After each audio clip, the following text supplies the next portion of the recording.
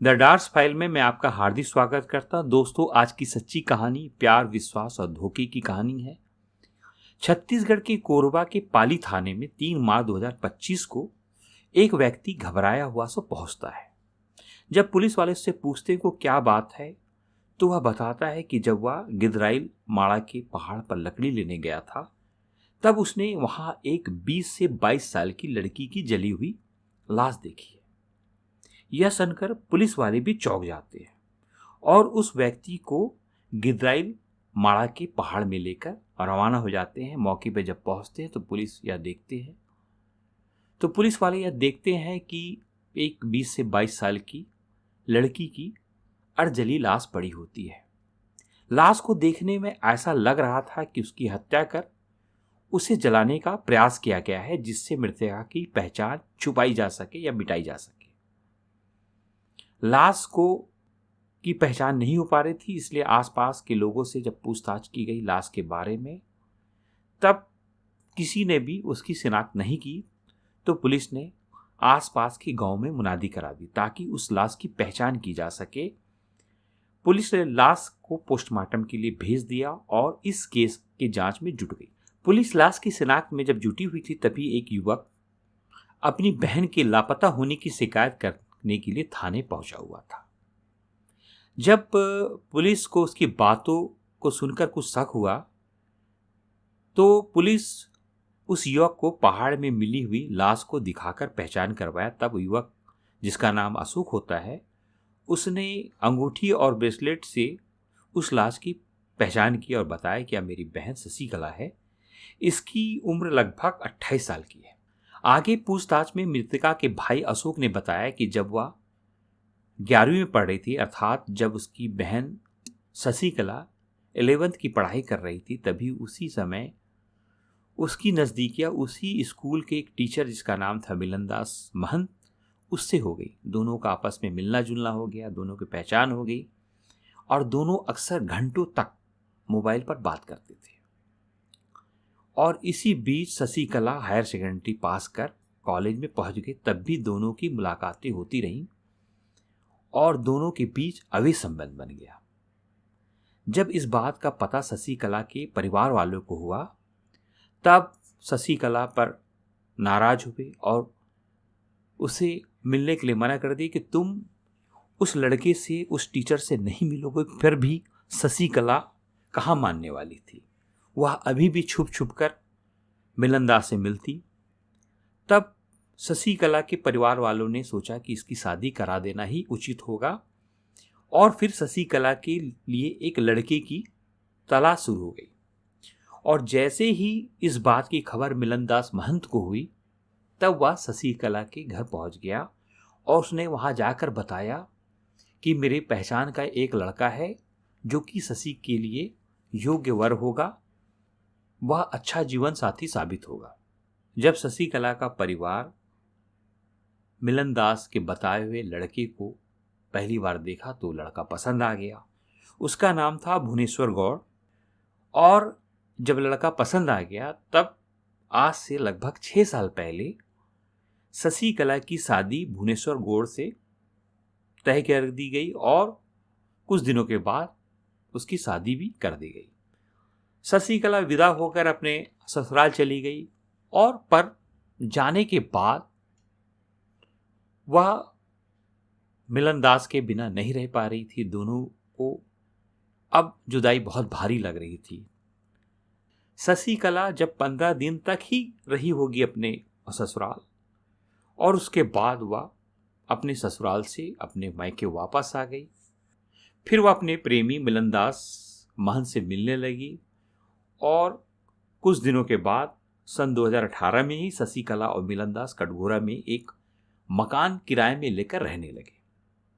जैसे ही शशिकला अपने घर से लापता हुई और जब घर वाले और ससुराल वालों को पता चला कि शशिकला अपने पूर्व प्रेमी मिलनदास महंत के साथ कटघोरा में एक घर में रह रही है और पति पत्नी के तरह रह रहे हैं, तब ये बात पता चली तो घर वाले और उसके ससुराल वाले शशिकला से संबंध तोड़ दिए।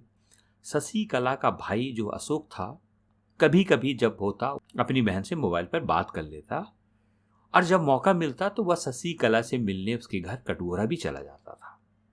पर 27 फरवरी को जब वह अपनी बहन से फोन में बात करना चाह रहा था तो उसकी बहन से उसकी बात नहीं हो पाई, उससे उसका संपर्क नहीं हो पाया। और काफी प्रयास करने के बाद भी जब संपर्क नहीं हो पाया तो लगातार कई दिनों तक वह फोन करता रहा। तब उसे कुछ शंका सी महसूस हुई, उसे कुछ आशंका महसूस हुई। तब उसने ठाना कि मैं जाता हूँ, अपनी बहन से जाकर उसके घर में मिलता हूँ। जब अशोक अपनी बहन शशिकला से मिलने कटघोरा पहुंचा तो देखा उसके घर में ताला लगा हुआ है।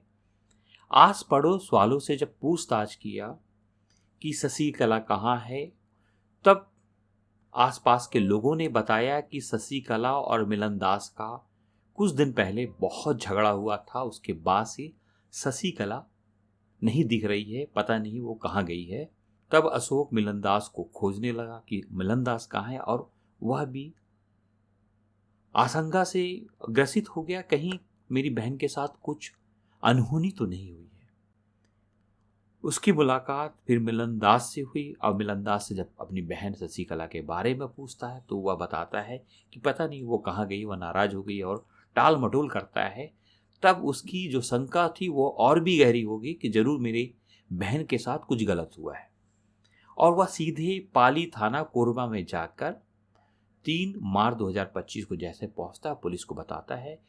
तो पुलिस के सामने जो पहाड़ से मिली लाश होती है उसको जब दिखाया जाता है तो वह बताता है कि यही लाश मेरी बहन शशिकला की है। पुलिस अब मिलन दास को गिरफ्तार करने के लिए जांच में जुट जाती है। तब पता चलता है कि वह फरार है। कुछ ही घंटों के बाद पता चलता है कि मिलन दास और उसका एक साथी एक होटल में छुपे हुए हैं। तब पुलिस होटल में दबिश देकर आरोपी मिलन दास महंत को और उसके साथी सावन यादव को गिरफ्तार कर लेती है। उससे पूछताछ की जाती है तो वह टाल मटोल करता है और गुमराह करने की कोशिश करता है। पर जैसे ही पुलिस सख्ती पे उतरती है तो वह टूट जाता है, अपना अपराध कबूल कर लेता है। और वह पुलिस को जो बताता है वह इस प्रकार कि उसकी जो प्रेमिका थी शशिकला, वह पिछले 2018 से उसके साथ वो लिव इन रिलेशनशिप में था, पर शशिकला अक्सर उससे पैसे की डिमांड कर रही थी। शशिकला के इस रवैये से वह बहुत परेशान था, इसलिए उसने उसे अपने रास्ते से हटाने का प्लान कर लिया। और इस प्लान में उसने अपने एक साथी सावन कुमार यादव को भी शामिल कर लिया। 28 फरवरी 2025 को लगभग रात 12 बजे दोनों योजना के तहत शशिकला को गमछे से उसका गला घोट देते हैं और उसकी हत्या करने के बाद उसकी लाश ठिकाने की लगाने के लिए आरोपी मिलनदास और उसका साथी सावन यादव की स्कॉर्पियो में डालकर उस लाश को बरगदा के जंगल ले जाते हैं। वहां उस लाश पर पेट्रोल डालकर आग लगा देते हैं। जैसे ही आग दहक उठती है वे लाश छोड़कर वहीं से फरार हो जाते हैं और फिर छुप जाते हैं। पर जब अशोक का अपनी बहन से संपर्क नहीं हो पा रहा था तब पुलिस को वह सूचना देता है। पुलिस गिरफ्तार करती है।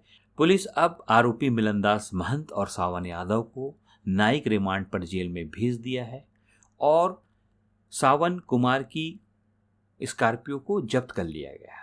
लाश के पोस्टमार्टम के बाद मृतिका शशिकला के शव को अशोक कुमार को पुलिस ने अंतिम संस्कार के लिए गांव ले जाने के लिए कहा, परंतु अशोक ने शशिकला के शव को ले जाने से मना कर दिया।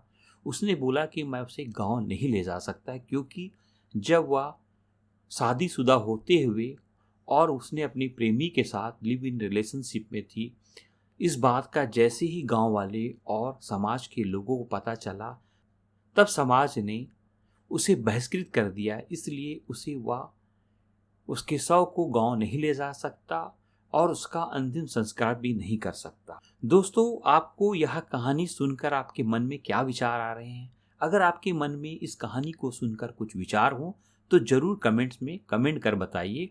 और दोस्तों, आप इस कहानी को कहाँ से सुन रहे हैं, देख रहे हैं, कृपया ये भी बताइए। और मिलते हैं एक नई कहानी के साथ। तब तक आप अपना बहुत ख्याल रखिए।